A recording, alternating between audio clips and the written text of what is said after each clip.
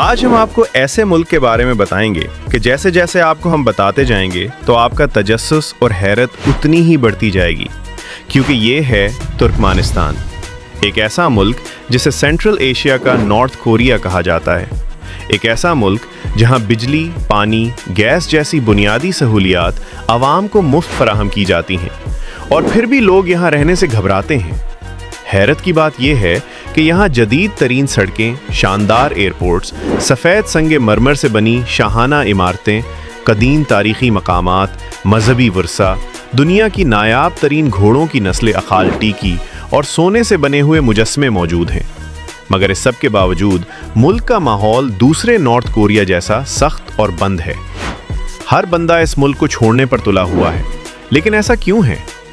آج ہم آپ کو ترکمانستان کی نائٹ لائف، یہاں کی لڑکیاں، اس ملک کے ماحول سے لے کر اس زمین کے بارے میں حیران کن باتیں بتائیں گے۔ ترکمانستان سینٹرل ایشیا میں واقع ہے۔ شمال میں قازقستان، شمال مشرق میں ازبیکستان، جنوب میں افغانستان، جنوب مغرب میں ایران اور مغرب میں بحیرہ کیسپیان اس کی سرحدوں کو چھوتے ہیں۔ اس ملک کا رقبہ تقریباً 4,69,000 مربع کلومیٹر ہے اور آبادی 63 سے 70 لاکھ کے درمیان بتائی جاتی ہے۔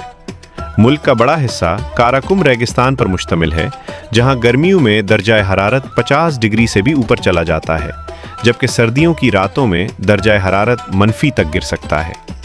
ملک کا ریگستانی ماحول، سخت موسم، کم آبادی اور حکومتی پابندیاں اسے مزید پراسرار بناتی ہیں۔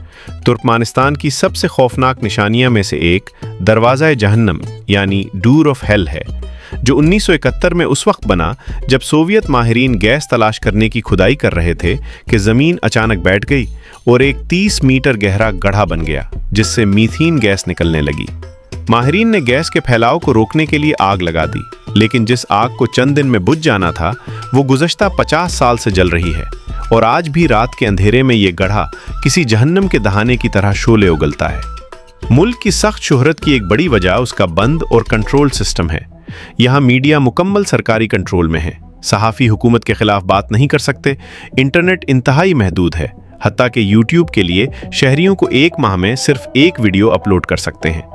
10 GB ڈیٹا دیا جاتا ہے۔ غیر ملکی سیاح بغیر سرکاری گائیڈ کے آزادانہ سفر نہیں کر سکتے، اور فوٹوگرافی کے لیے بھی اجازت درکار ہوتی ہے، یہاں تک کہ داڑھی رکھنے پر بھی پابندی عائد ہے۔ عرف عام میں ترکمانستان کو دنیا کا دوسرا شمالی کوریا اسی وجہ سے کہا جاتا ہے۔ ترکمانستان کی ایک اور دلچسپ حقیقت یہ ہے کہ یہاں سفید رنگ کی گاڑیوں کے سوا کسی بھی دوسرے رنگ کی گاڑی چلانے کی اجازت نہیں۔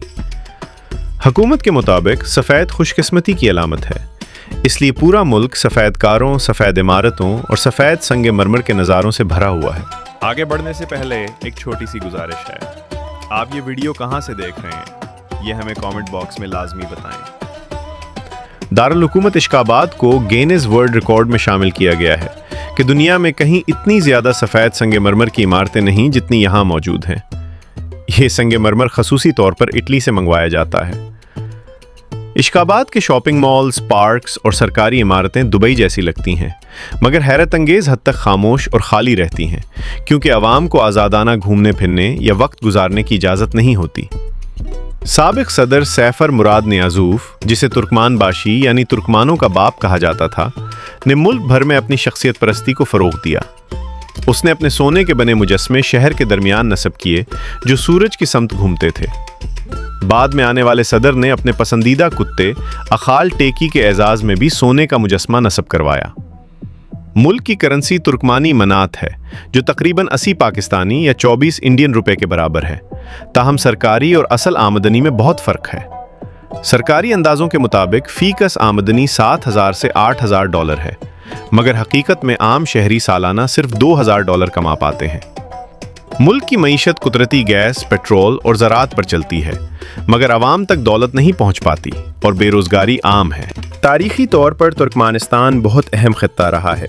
یہیں پر قدیم شہر مرو آباد تھا، جسے کبھی اسلامی دنیا کا سب سے عظیم علمی مرکز کہا جاتا تھا، مگر چنگیز خان کی یلغار نے اسے مٹی میں ملا دیا۔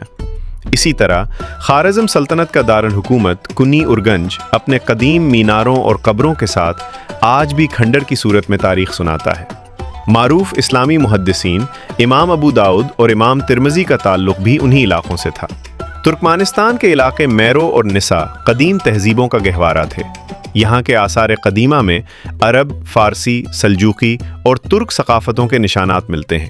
بڑے مفسر اور ریاضی دان الخوارزمی، جنہیں فادر آف الجبرا کہا جاتا ہے، کا تعلق بھی اسی خطے سے تھا۔ سلطان احمد سنجر کا مقبرہ ترکمانستان کی شان میں اضافہ کرتا ہے، جبکہ مرو شہر کو کبھی دنیا کا مرکز سمجھا جاتا تھا۔ حتیٰ کہ ہندو مذہب کے آغاز کو بھی بعض مورخین اسی خطے سے جوڑتے ہیں۔ کوہتا کے علاقے میں آج بھی ڈائنوسور کے فوسل اور قدموں کے نشانات پائے جاتے ہیں، جنہیں دیکھنے کے لیے دنیا بھر سے ماہرین آتے ہیں۔ ملک کے مشہور گھوڑے اخال ٹکی، جن کی جلد سونے کی طرح چمکتی ہے، دنیا کی نایاب ترین نسلوں میں سے ہے اور ترکمانستان کے لیے فخر کی علامت ہے۔ اسی طرح ترکمان قالین دنیا بھر میں مشہور ہے اور ملک کے جھنڈے پر بھی ان کا ڈیزائن نقش ہے۔ ترکمانستان کی خواتین عموماً درمیانے قد کی، پتلی یا درمیانہ جسمانی ساخت کی ہوتی ہیں۔ ان کے کندھے اور کمر متوازن ہوتے ہیں اور رانے و بازو پروپورشنیٹ نظر آتے ہیں۔ ان کی جلد ہلکی یا سنہری، بال لمبے اور سیدھے یا ہلکی لہردار ہوتے ہیں اور آنکھیں بھوری، سبز یا نیلی ہو سکتی ہیں۔ شہر کی خواتین ماڈرن لباس پہنتی ہیں، جبکہ دیہی علاقوں میں روایتی رنگین اور لوز فٹنگ لباس عام ہے، جو ان کی فطری خوبصورتی اور گریسفل اپیئرنس کو نمایاں کرتا ہے۔ ترکمانستان میں نائٹ لائف بہت محدود اور کنٹرولڈ ہے۔ یہاں عام طور پر غیر قانونی سرگرمیوں، عیاشیاں یا رقص کلبز کی اجازت نہیں ہے۔ شہر کے کچھ محدود ریسٹوراں یا کیفے رات کے وقت کھلے رہتے ہیں، لیکن وہاں بھی زیادہ تر خاندان اور دوستانہ محافل ہوتی ہیں۔ غیر ملکی سیاحوں کے لیے بھی صرف سرکاری گائیڈ کے ساتھ محدود سرگرمیاں ممکن ہیں، اور موسیقی یا ڈانس کلبز جیسی جگہیں عام شہریوں کے لیے تقریباً غیر موجود ہیں۔ مجموعی طور پر یہاں کی راتیں پرسکون، خاموش اور محفوظ رہتی ہیں، اور بڑی پارٹیز یا غیر قانونی تفریح کا تصور بہت کم یا ناممکن ہے۔ ترکمانستان اپنی خوبصورتی اور انوکھے لائف سٹائل کے باوجود ٹورسٹ کے لیے مشکل ملک ہے۔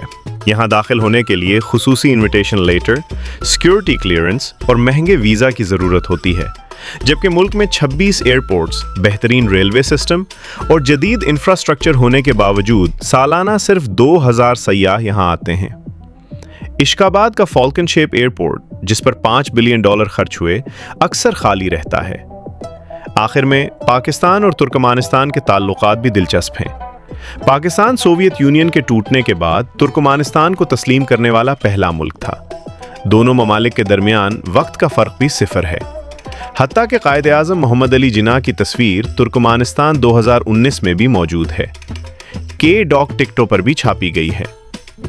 دوستو، یہ تھا ترکمانستان کا وہ حیرت انگیز، پراسرار، خوبصورت مگر سخت حقیقتوں سے بھرا سفر، جسے دیکھ کر یقیناً آپ حیران رہ گئے ہوں گے۔ ویڈیو کیسی لگی؟ کامنٹس میں ضرور بتائیے گا، اور مزید ایسی دلچسپ، معلوماتی اور حیران کن ویڈیوز کے لیے ہمارا چینل لائک، شیئر اور سبسکرائب کرنا نہ بھولیں۔